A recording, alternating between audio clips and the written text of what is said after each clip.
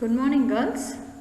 I am Dr. S. Vijayalakshmi, Assistant Professor, PG and Research Department of Corporate Secretaryship,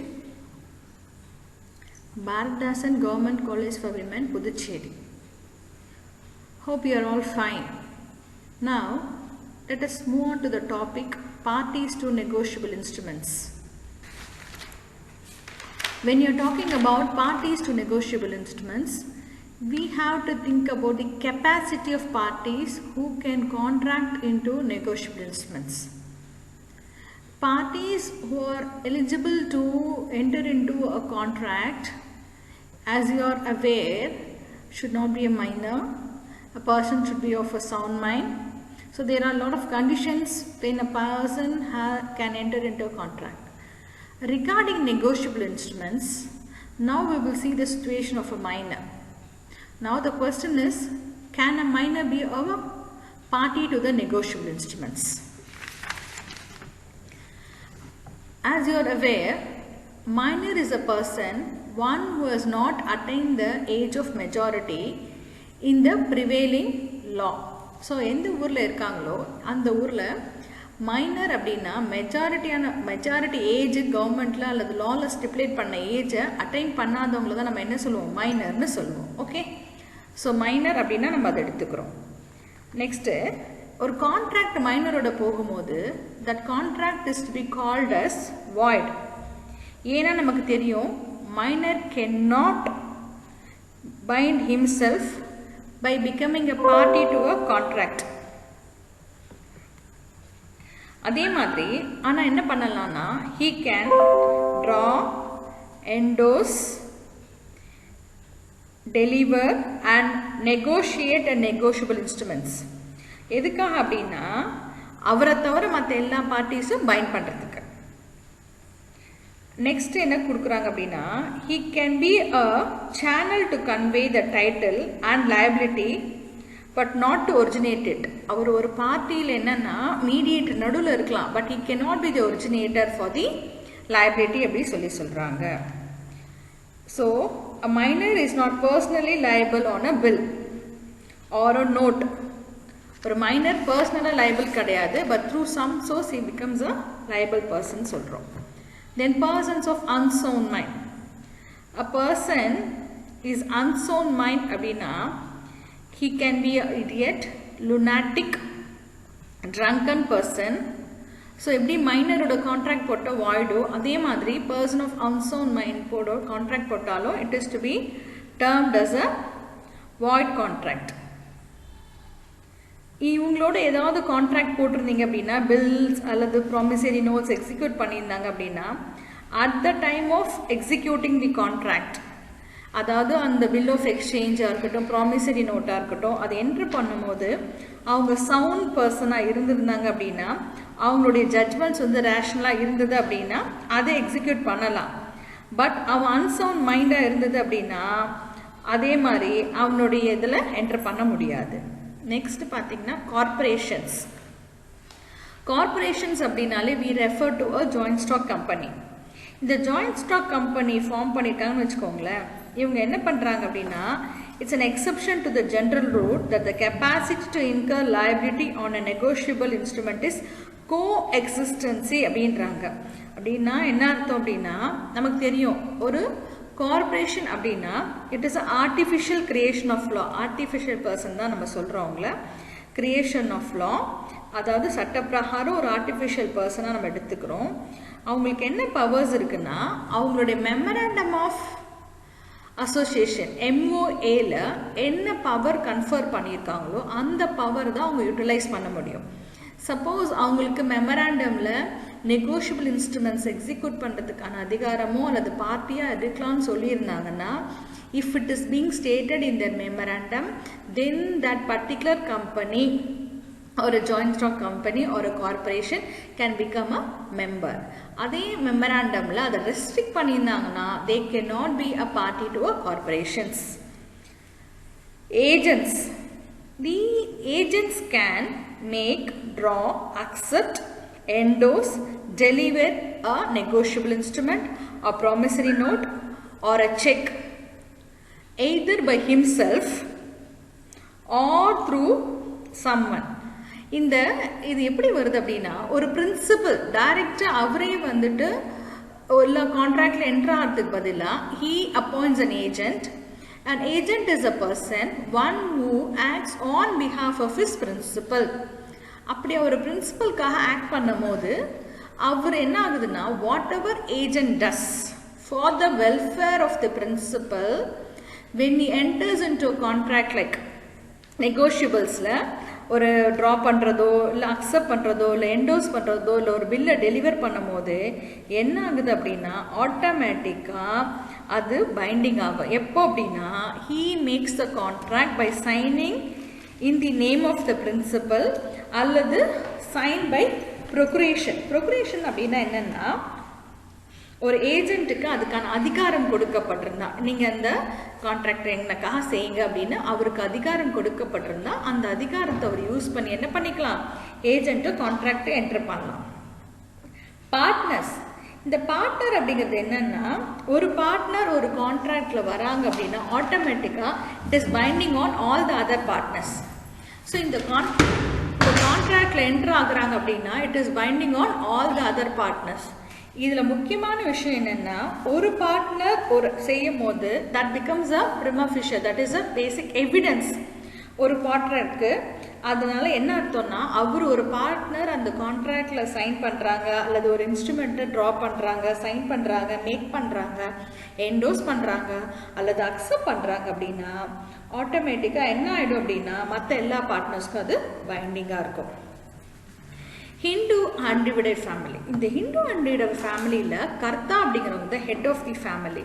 so அவங்க என்ன பண்ணுறாங்கன்னா for the welfare of their family when they deal with the outside world, whatever he does is on behalf of family which is having an implied authority, that is அவங்களுடைய ஃபேமிலிக்காக அவங்க பண்ணுறதுனால எல்லாருமே அந்த எந்த contract பண்ணுறாங்களோ அதில் எல்லாருமே லீகலி பைண்டிங். ஸோ அதனால ஒரு ப்ராமிசரி நோட் அல்லது ஒரு வில் ஆஃப் எக்ஸ்சேஞ்ச் அப்படிங்கிறது ஒரு ஜாயிண்ட் ஹிந்து ஜாயிண்ட் ஃபேமிலியில் எல்லாருக்குமே அது பைண்டிங்கான விஷயம். ஈவன் தி மைனஸ் மெம்பர்ஸாக இருந்தால் கூட அவங்களோட ஷேருக்கான எக்ஸ்டென்ட்டுக்கு அவங்களுக்கு பைண்டிங்.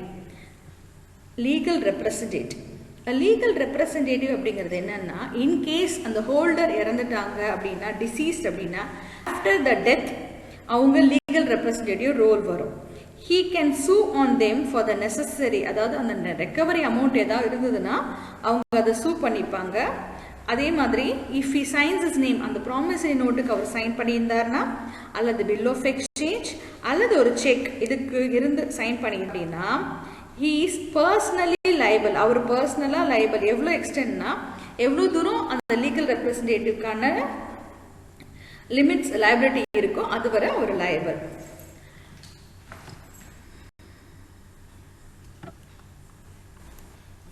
நெக்ஸ்ட் பார்த்தீங்கன்னா parties to negotiable instruments. Parties அப்படின்னா drawer, drawee, acceptor, payee, holder, endorser, endorsee, drawee in case of need, acceptor for honour. இவங்க எல்லாருமே வில் ஆஃப் எக்ஸ்சேஞ்சோட பார்ட்டிஸ். டோட்டலாக 9 பேர் இருக்காங்க. இவங்க எல்லாருமே பார்ட்டிஸ். ஸோ அதே மாதிரி ஃபஸ்ட்டு பார்த்தீங்கன்னா ட்ராயர் சொல்கிறோம். ட்ராயர் அப்படிங்கிறவர் என்னன்னா he is also called as the maker of the promissory note. இந்த மேக்கர் தான் என்ன பண்ணுவார்னா ட்ரா பண்ணுவார் பில் ஆஃப் எக்ஸ்சேஞ்சை. சரியா, அதனால தான் அவர் பேர் ட்ராயர். ட்ராயி அப்படிங்கிறது என்னன்னா the person on whom the bill of exchange is drawn, யார் மேலே அது வரையப்பட்டிருக்கோ drawn அதுதான் நம்ம ட்ராயின்னு சொல்கிறோம். அப்புறம் அவர் என்ன பண்ணுறோன்னா and who is directed to pay, யார் அதை பே பண்ணணும்னு சொல்கிறோமோ அவங்கள தான் நம்ம ட்ராயின்னு சொல்கிறோம். இதே பார்த்தீங்கன்னா செக்காக இருந்ததுன்னா ட்ராயி அப்படிங்கிற ஒரு பேங்கர். அதே மாதிரி பில் ஆஃப் எக்ஸ்சேஞ்ச் அப்படின்னா ட்ராயி பிகம்ஸ் தி அக்செப்டார். புரியுதா உங்களுக்கு? ஸோ செக்குன்னா ட்ராயி பேங்கராக இருக்காரு. அதே மாதிரி பில் ஆஃப் எக்ஸ்சேஞ்ச் அப்படின்னா ட்ராயி என்னவா இருக்காரு, அக்செப்டராக இருக்காரு. அதே மாதிரி when he accepts the bill that is என்னன்னா he signs his assent, அந்த பில்லுக்கு அவர் சைன் பண்ணி அசென்ட் பண்ணி விருப்பம் தெரிவிச்சு அதை என்ன பண்ணுறாருன்னா delivers the same or give notice of such signing, அதை சைன் பண்ணி டெலிவர் பண்ணி அவர் பிஹாஃபாக இருந்தார்னா ஆட்டோமேட்டிக்காக அவர் அக்செப்டார்னு சொல்கிறாரு. ஆனால் ஒன்று தெரிஞ்சுக்கோங்க, செக்குக்கு அக்செப்டன்ஸ் தேவையில்லை. நல்லா தெரிஞ்சுக்கோங்க, செக்குக்கு அக்செப்டன்ஸ் தேவையில்லை. அடுத்து பார்த்தீங்கன்னா பேய் அப்படிங்கிறதுனா எந்த பர்சனோட நேமில் வந்து பில்லு இருக்கோ அல்லது செக்கோ அல்லது ப்ராமிசரி நோட்டோ அவங்கள தான் நம்ம பேயின்னு சொல்கிறோம். அதே மாதிரி to whom or to whose order, யாரோட ஆர்டருக்கு நம்ம மணி பே பண்ண சொல்கிறோமோ அவங்க தான் பேய். அடுத்தது இந்த வந்து பில் ஆஃப் எக்ஸ்சேஞ்சோ அல்லது செக்குலேயோ ட்ராயர் இருக்கார்ல அவரே வந்து பேயாகவும் இருக்கலாம். அதே மாதிரி பேய் அப்படிங்கிறவங்க பில்லு சப்போஸ் ஃபிக்டிஷியஸ் பில் அல்லது உண்மையாக ஒரு பர்சனே கிடையாது, சும்மா அவங்க பேரில் நம்ம செய்கிறோம், ஒரு பேரே கிடையாது. ஆனால் அவங்கள என்ன பண்ணுறோம், அவங்க நேமில் நம்ம பில் எக்ஸிக்யூட் பண்ணால் ஆட்டோமேட்டிக்காக யார் அந்த பில்லை பேரர் வச்சுருக்காங்களோ அவங்களே தான் அதை. ஸோ அவங்கள என்ன பண்ணுறோம், payable, the bill is treated as payable to bearer தான் அவங்க கொடுக்கணும் அப்படின்னு சொல்கிறாங்க. அதே மாதிரி என்டோசர் அப்படின்னா the person who endorse the bill, a person, one who endorses the bill, a note or a check to another person, அவங்கள தான் நம்ம என்ன சொல்கிறோம், என்டோசின்னு சொல்கிறோம். ஒரு பர்சன் ஒரு பில்லை என்டோஸ் பண்ணி இன்னொருத்தர் கொடுத்தாருன்னா ஒரு என்டோசர். யாருக்கு, the person to whom the bill or note or check is endorsed, யாருக்கு என்டோஸ் பண்ணி கொடுக்குறோமோ அவர் என்டோசி. அதே மாதிரி drawee in case of need அப்படிங்கிறது என்னன்னா, இன்கேஸ் ஒரு எமர்ஜென்சி சுச்சுவேஷனில் அந்த மாதிரி சுச்சுவேஷனில் என்ன பண்ணுவோம்னா நம்ம வந்து ட்ராயிக்கு ரெஃபர் பண்ணியிருப்போம். அதே மாதிரி அவங்களோட அடிஷனாக ஏதோ ஒரு நேமை சொல்லியிருப்போம். ஸோ இதுக்கப்புறம் இவங்க இந்த எமர்ஜென்சி அப்படின்னா சச் அந்த பர்சன் நம்ம என்ன சொல்கிறோம், ட்ராயி இன் கேஸ் ஆஃப் நீடுன்னு சொல்கிறோம். ஸோ இந்த ட்ராயி இன் கேஸ் ஆஃப் நீட் எப்போ சுச்சுவேஷன் அரைஸ் ஆகும் அப்படின்னா ஒன்ஸ் வந்து பில் அக்செப்ட் ஆகலை, நான் பேமெண்ட் அப்படின்னா வரும், அல்லது டிஸானர் ஆச்சுன்னா வரும். ஸோ இந்த ரெண்டு சுச்சுவேஷனில் மட்டும்தான் இந்த கான்சிக்வன்சஸ் ஏற்படும். Okay, we have the parties to a promissory note. அப்போ நான் மேக்கர் சொல்லியிருக்கேன் உங்களுக்கு, பேயி, ஹோல்டர், என்டோசர், பார்த்தீங்கன்னா holder due course, privileges of a holder in due course. இந்த ஹோல்டர் அப்படிங்கிறவர் என்னன்னா ஒரு இன்ஸ்ட்ருமெண்ட்டை யார் ஹோல்ட் பண்ணியிருக்காங்களோ, for example promissory note, bill of exchange அப்படின்னு சொன்னால் அது யாரோட ஓன் நேமில் வச்சுருக்காங்க அல்லது யார் அந்த பொசிஷனை வச்சுருக்காங்க அல்லது அந்த அமௌண்ட்டை ரிசீவ் பண்ணுறது யார் அல்லது ரெக்கவர் பண்ணுறதுக்கான யாரோ அந்த பார்ட்டியை பேர் தான் நம்ம ஹோல்டர்னு சொல்லுவோம். இதில் என்னென்னா இன்கேஸ் யார் அந்த இன்ஸ்ட்ருமெண்ட்டை, ப்ராமிசரி நோட்டாக இருக்கட்டும், பில் ஆஃப் எக்ஸ்சேஞ்சாக இருக்கட்டும் அல்லது செக்ஸாக இருக்கட்டும், இதை யார் நேமில் வச்சுருக்காங்களோ அல்லது யாரோட பொசிஷன் யார்கிட்ட இருக்கோ அல்லது யாருக்கு அதில் பணம் வாங்கிறதுக்கு அல்லது ரெக்கவர் பண்ணுறதுக்கு அதிகாரம் இருக்கோ அவங்கள தான் நம்ம ஹோல்டர்னு சொல்லுவோம். அதே மாதிரி ஹோல்டர் இன் டியூ கோர்ஸ் அப்படின்னு சொன்னால் யார் அப்படின்னா ஒரு பர்சன் இருக்கார், அவரை நம்ம என்ன பண்ணுவோம்னா சில கண்டிஷன்ஸ் நம்ம சொல்கிறோம், அந்த கண்டிஷன்ஸ் ஃபுல்ஃபில் பண்ணால் மட்டும்தான் அவரை ஹோல்டர் இன் டியூ கோர்ஸ் சொல்கிறோம். அதாவது என்னென்னா ஒரு கன்சிடரேஷனுக்காக அவர் அந்த இன்ஸ்ட்ருமெண்ட்டோட பொசஸராக இருக்கார், அந்த நெகோஷியபிள் இன்ஸ்ட்ருமெண்ட்ஸை ஒரு கன்சிடரேஷனுக்கு வச்சுருக்காரு. அது எப்படின்னா பேயபிள் டு பேரர், யார் வச்சுருக்காங்களோ அவங்கக்கிட்ட அதை நம்ம பே பண்ண போகிறோம். அதே மாதிரி இந்த பேயி ஆர் என்டோசி அவங்களும் அதேவாக இருந்ததுன்னா அதே மாதிரி இஃப் பேயபிள் டு ஆர்டர், யாருக்கு நம்ம ஆர்டர் பண்ணுறோமோ இவங்க அப்படின்னு நம்ம சொல்கிறோமோ, பே டு மிஸ்டர் அப்படின்னு சொல்கிறோமோ, அப்போது அது மாதிரி இருந்தால் அவங்கள ஹோல்டர் இன் டியூ கோர்ஸ் சொல்லுவோம். அதே மாதிரி ஹோல்டர் அப்படிங்கிறவர் என்னென்னா அந்த மெச்சூரிட்டி பீரியடுக்கு முன்னாடி அந்த இன்ஸ்ட்ருமெண்ட்டை டியூ டேட்டுக்கு முன்னாடி, தட் இஸ் அந்த மெச்சூரிட்டி அப்படின்னு சொல்லணும், பிஃபோர் இட்ஸ் மெச்சூரிட்டி, அந்த இன்ஸ்ட்ருமெண்ட்டை டியூ டேட்டுக்கு அப்புறம் எடுத்திருந்தாங்க அப்படின்னா the person taking it as against other parties அப்படின்னா அவருக்கு only the rights of his immediate transfer, யார் அவருக்கு முன்னாடி ட்ரான்ஸ்ஃபர் பண்ணாரோ அவங்களுக்கான ரைட்ஸ் என்னவோ அதுதான் இவருக்கும் அந்த ரைட்ஸ் அங்கே கிடைக்கும். ஸோ இந்த கண்டிஷன்ஸ் ஃபுல்ஃபில் பண்ணணும். மூணாவது கண்டிஷன், அவர் ஒரு குட் ஃபெய்த்தில், அதாவது அதில் எதுவுமே இன்ஃபர்மேட்டி இல்லாமல் எந்த டிஃபெக்ட் இருக்குன்னு தெரியாமல் அவர் வச்சுருந்தாருன்னா, அவர் வாங்கி வச்சுருந்தாருன்னா, so he becomes the holder in due course. So இந்த செக்ஷன் 9 பிரகாரம் இது எல்லாமே கண்டிப்பாக இருந்தால் மட்டும்தான் you call him as a holder in due course. Next பார்த்தீங்கன்னா privileges of a holder in due course. Privileges அப்படிங்கிறது என்னென்னா இவங்களுக்கு என்னென்ன ப்ரிவிலேஜஸ் என்ஜாய் பண்ண முடியும் ஒரு நெகோஷியபிள் இன்ஸ்ட்ருமெண்ட்ஸில் அப்படின்னு. அதாவது ஃபஸ்ட்டு பார்த்தீங்கன்னா இன்ச்சுவேட் ஸ்டாம்ப் இன்ஸ்ட்ருமெண்ட். இது எப்போன்னா பர்சன் என்ன பண்ணுறாங்க அப்படின்னா அந்த பர்சன் வந்து சைன் பண்ணியிருக்காங்க, டெலிவரி பண்ணியிருக்காங்க இன்னொரு பர்சனுக்கு, அதில் ஸ்டாம்ப் பண்ணியிருக்காங்க, மற்றபடி அது இன்ச்சுவேட் இன்ஸ்ட்ருமெண்ட்டாக இல்லாமல் இருந்ததுன்னா என்ன பண்ணலாம் அப்படின்னா he becomes a holder in due course.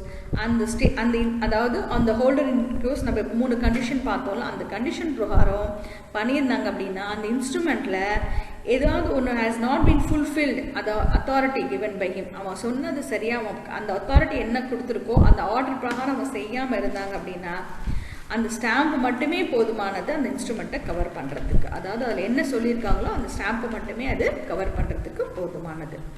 liability of prior parties. இந்த liability of prior parties அப்படிங்கிறது என்னன்னா every prior party to a negotiable instrument. இதுக்கு முன்னாடி யாரெல்லாம் அந்த negotiable instruments endorse பண்ணி வச்சிருந்தாங்களோ அவங்க எல்லாருமே until அந்த இன்ஸ்ட்ருமெண்ட்ல என்ன சொல்லியிருக்கு, ஃபார் எக்ஸாம்பிள் அந்த அமௌண்ட் ஸ்பெசிஃபை பண்ணியிருக்கோம், அந்த அமௌண்ட் ஃபுல்லாக வந்து பெற அளவுக்கு எல்லாருக்குமே லைபிள், அது எல்லாருமே அந்த பார்ட்டி இதுக்கு முன்னாடி வச்சிருந்த எல்லா பார்ட்டியுமே அவங்களுக்கு லைபிளாக இருக்காங்க.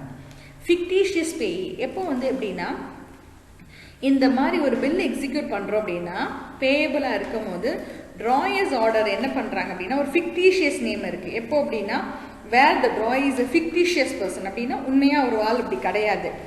ஆனால் அதே பில்லு என்டோஸ் பண்ணி சேம் ஹேண்டில் ட்ராயர்ஸ் கிட்ட திரும்ப ட்ராயர்ஸ் கிட்ட சிக்னேச்சரோட வந்தது அப்படின்னா இந்த அக்செப்டர் அது அந்த லைபிலிட்டிலேருந்து அவரை ரிலீவ் பண்ண முடியாது. ஸோ ஆட்டோமேட்டிக்காக ஃபிக்டிஷியஸ் பேயாக இருந்தால் இந்த மாதிரி சுச்சுவேஷன் வரும்.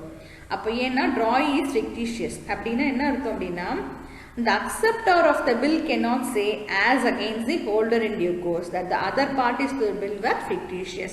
அவர் அப்படி fictitious மற்ற பார்ட்டி அப்படின்னு சொல்லி சொல்கிறதுக்கான முடியாது. negotiable instruments without consideration. consideration இல்லைன்னா உங்களுக்கு தெரியும் எல்லாருக்குமே என்ன நடக்கும் கான்ட்ராக்டில். ஸோ negotiable instruments ஒன்று ட்ராப் பண்ணியிருக்கலாம், அல்லது மேக் பண்ணியிருக்கலாம், அல்லது அக்செப்ட் பண்ணியிருக்கலாம், அல்லது ட்ரான்ஸ்ஃபர் பண்ணியிருக்கலாம் கன்சிடரேஷன் இல்லாமல். அப்படின்னா அப்போது ஒரு லீகலாக அவங்கக்கிட்ட ஒரு பேமெண்ட்டுக்கான ஆப்ளிகேஷன் அங்கே பிட்வீன் த பார்ட்டிஸ் வராது. ஸோ இந்த மாதிரி ஒரு விஷயம் வரும்போது ஆட்டோமேட்டிக்காக a contract or an agreement made without consideration is void. நமக்கு தெரியும் section 27 of the Indian Contract Act சொல்லியிருக்கு. பட் இது மாதிரி சுச்சுவேஷனில் வரும்போது இன்கேஸ் அந்த இன்ஸ்ட்ருமெண்ட் ஹோல்டர் இன் டியூ கோர்ஸ்க்கு வந்துச்சு அப்படின்னா அவருக்கு என்ன பண்ணலாமா, ரெக்கவர் பண்ணலாம் அமௌண்ட்டை. யார்கிட்டே இந்த ப்ரையர் பார்ட்டிஸ்கிட்டே வாங்கலாம். Okay, next conditional delivery. இந்த கண்டிஷனல் டெலிவரி அப்படிங்கிறது என்னன்னா if a bill or a note is negotiated to a holder in due course அந்த அதர் பார்ட்டி இருக்காங்களா அந்த இன்ஸ்ட்ருமெண்ட்ஸ்க்கு cannot avoid liability. அதாவது அவங்க வந்து என்ன பண்ணலாம்னா they cannot avoid their liability. எங்களோட லைபிலிட்டியை அவாய்ட் பண்ணிக்க முடியாது. என்ன கிரவுண்ட்ஸ் அப்படின்னா இது வந்து ஒரு ஸ்பெசிஃபிக் பர்பஸ்க்கு ஒரு கண்டிஷன் வச்சு கொடுத்துருக்காங்க, கண்டிஷனல் டெலிவரி அப்படின்னு சொல்லி ஆப்ளிகேஷன்ஸை அவங்க தட்ட முடியாது. நாங்கள் பண்ணி தான் அப்படின்னா லைபிலிட்டி கண்டிப்பாக உண்டு. ஸோ அதை அவங்க பண்ணணும்னா they have to carry out. Instrument cleansed of all defects. ஒரு negotiable instruments holder in due கோர்ஸ்க்கு வரும்போது அதில் என்னென்னலாம் டிஃபெக்ட்ஸ் இருக்கோ அது எல்லாமே க்ளீன் ஆகி தான் உங்ககிட்ட வருது அப்படின்றது அர்த்தம். அப்போது the holder was himself not a party to the fraud or illegality, அதாவது which affects the instrument in some stage of a journey. அதாவது ஒரு இன்ஸ்ட்ருமெண்ட்டு வந்துட்டே இருக்கு, வரும்போது அந்த ஸ்டேஜில் எங்கேயாவது ஒரு டிஃபெக்ட் இருந்தால் கூட ஹோல்டர் இன் டியூ கோர்ஸ்க்கு அந்த இன்ஸ்ட்ருமெண்ட் வந்துச்சு அப்படின்னா he is cleansed. அப்போ ஹோல்டர் இன் டியூ கோர்ஸ் சேஃபான பொசிஷனில் இருக்காரு. Next instrument obtained by unlawful means or for unlawful consideration. இது எப்போ அப்படின்னா ஒரு நெகோஷியபிள் இன்ஸ்ட்ருமெண்ட்டை எக்ஸிக்யூட் பண்ணும்போது பர்சனலாக லைபிளாக நம்ம வந்து ஹோல்டர் இன் டியூ கோர்ஸ்க்கு எடுக்க முடியாது. தட் எப்படி அப்படின்னா ஒரு அஃபென்ஸ் அல்லது ஃப்ராட் அது மாதிரி யூஸ் பண்ணியிருக்காங்க அப்படின்னு சொன்னால் அப்படின்னா அவங்களோட பர்சனல் லைபிலிட்டி நம்ம என்ன பண்ண முடியாது, அந்த ஹோல்டர் இன் டியூ கோர்ஸை எக்ஸிக்யூட் பண்ண முடியாது அவர் மேலே. Next every holder is a holder in due course. இந்த லா என்ன நினச்சிக்குதுன்னா ப்ரெசிடென்ட்ஸ் ஒரு அஸ்யூம் பண்ணிக்கிறாங்க தட் ஒரு தடவையும் ஹோல்டர் யாரோ அவர் ஹோல்டர் இன் டியூ கோர்ஸாக இருந்தால் அதாவது ரிபட்டபிள் அவர் தான் அப்படின்றத நம்ம எடுத்துக்கிறோம். எஸ்டாஃபல் அப்படின்றது ஒரு ஆக்ட் மூலியமா நம்ம சொல்கிறோம். Against denying original validity of the instrument. Estoppel denying original validity of instruments. இது எப்போ அப்படின்னா ஒரு இன்ஸ்ட்ருமெண்ட்டை மேக் பண்ணியிருக்கீங்க, ஒரு ப்ராமிசரி நோட் அல்லது ஒரு பில் ஆஃப் எக்ஸ்சேஞ்ச் ட்ராயர் அல்லது ஒரு செக் அப்படின்னா அதோட அப்புறம் அல்லது acceptor of a bill of exchange for honour of the drawer cannot in a suit thereon by a holder in due course. அதாவது அந்த சூட்டில் என்ன பண்ணலாம் அப்படின்னா ட்ராயர் ஒரு சூட்டில் there cannot be holder in due course deny அவருடைய ரைட்ஸை deny பண்ண முடியாது. வேலிடிட்டி ஆஃப் தி இன்ஸ்ட்ருமெண்ட் ஒரிஜினலாக ஒரு இன்ஸ்ட்ருமெண்ட்டை எக்ஸிக்யூட் பண்ணியிருக்காங்கன்னா அதோட வேலிடிட்டியை நம்ம என்ன பண்ண முடியாது, கொஸ்டின் பண்ண முடியாது. ஒரிஜினல் வேலிடிட்டி அப்படியே தான் இருக்கும். A stifle against denying capacity of payee to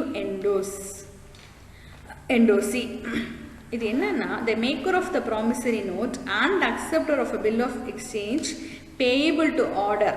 அதாவது ஒரு ப்ராமிசரி நோட்டாக இருக்கட்டும் அதோடைய மேக்கர், அதே மாதிரி பில் ஆஃப் எக்ஸ்சேஞ்ச்னா அதோட அக்செப்டர் என்ன பண்ணலான்னா order cannot in a suit thereby holder in due course deny the payee's capacity. பேயீஸோட கெப்பாசிட்டி எந்த சூழ்நிலை என்ன பண்ண முடியாது, டினை பண்ண முடியாது. எந்த டேட்னா அந்த பில்லு எக்ஸிக்யூட் பண்ணி என்னைக்கு எக்ஸிக்யூட் பண்ணி அதுக்கான மெச்சூரிட்டி டேட்டோ அந்த டேட்டில் கண்டிப்பாக அவங்க டினை பண்ண முடியாது சொல்கிறாங்க. அப்போது ஆட்டோமேட்டிக்காக அந்த இன்ஸ்ட்ருமெண்ட்டை என்டோஸ் பண்ணணும். Last point, endorser not permitted to deny the capacity of prior parties. இது எப்போ சுச்சுவேஷன் அரைஸ் ஆகும் அப்படின்னா the endorser of a negotiable instrument cannot in a suit thereby a subsequent holder, அதுக்கப்புறம் ஒரு ஹோல்டர் மாறிக்கிட்டே subsequent holder deny the signature, அந்த signature தனது இல்லைன்னு டினை பண்ண முடியாது, அல்லது capacity to contract of any prior party to the instrument. அப்போ endorser not permitted to deny the capacity of the prior parties. prior parties ஓட கெப்பாசிட்டியை என்டோசி கண்டிப்பாக என்ன பண்ண முடியாது, டினை பண்ண முடியாது. ஓகே கேர்ள்ஸ், உங்களுக்கு புரிஞ்சிருக்கும்னு நினைக்கிறேன். எனி queries கூகுள் கிளாஸ் ரூம்லோட என்னோட நீங்கள் சாட் பண்ணிவிடுங்க. தேங்க்யூ.